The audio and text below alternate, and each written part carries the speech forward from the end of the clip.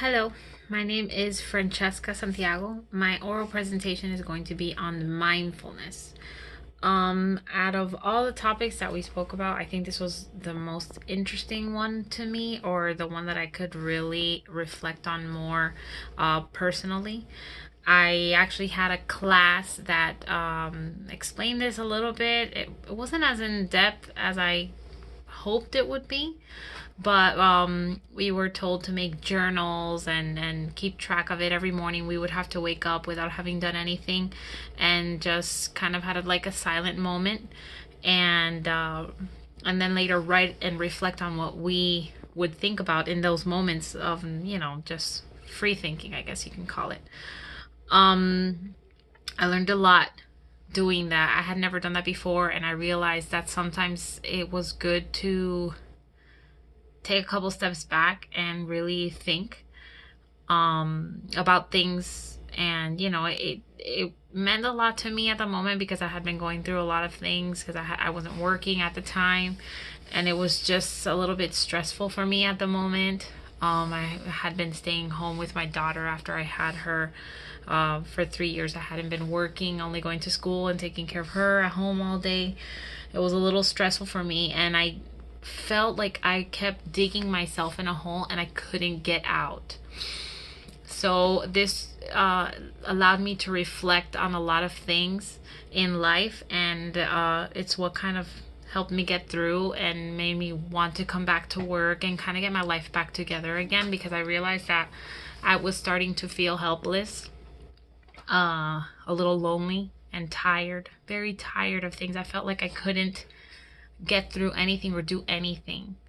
Now going into this class, we had this topic on module 5, and the videos I think were more impacting to me than the reading. I guess we only had one reading, but the reading, I think it was more business oriented than anything else.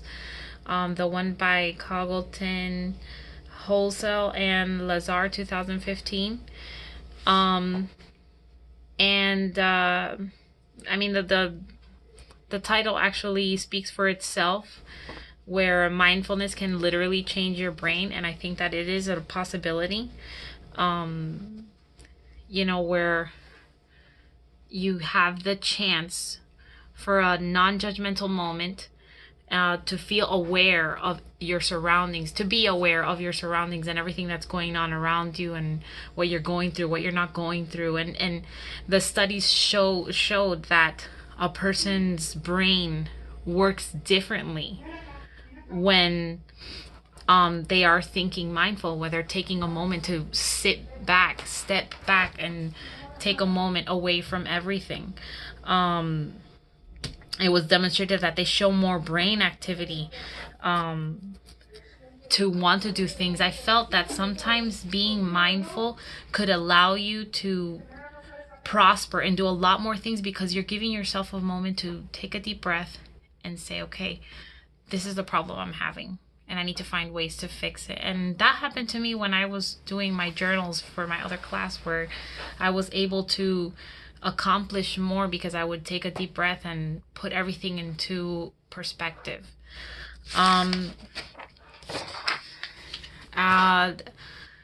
Congleton, Holtz, and Lazar from 2015's article also showed evidence that being mindful helps increase perception, body awareness, pain tolerance, emotion regulations, complex thinking, and so much more. From my personal experience, I think it's a great way to help people feel a little bit more confident and feel that they can develop and grow into more active people. They can accomplish just so much more. Sometimes we are so stressed out that we don't take a moment to breathe or to accomplish anything, and we think we're drowning. And sometimes it's nice to take a moment and step back. I think that this was possibly why I chose this topic. I enjoyed it very much, and I think that out of all of them, I think people should be more mindful, think more mindful, and kind of go through the processes, kind of like Anderson Cooper did in the video that we discussed in this semester. on John Kabat-Zinn, where he would just remove phones and every electronic device, and we were just trying to be aware of our surroundings. We don't do that anymore. I don't think that we are practicing mindfulness enough, and I think that we should. I think that we should disconnect from technology and I think we should disconnect from technology and get that done. Sorry. We should disconnect from technology and take a moment to breathe and take in the outside world and everything that's around us. So yeah, so that's my topic, and thank you very much for listening.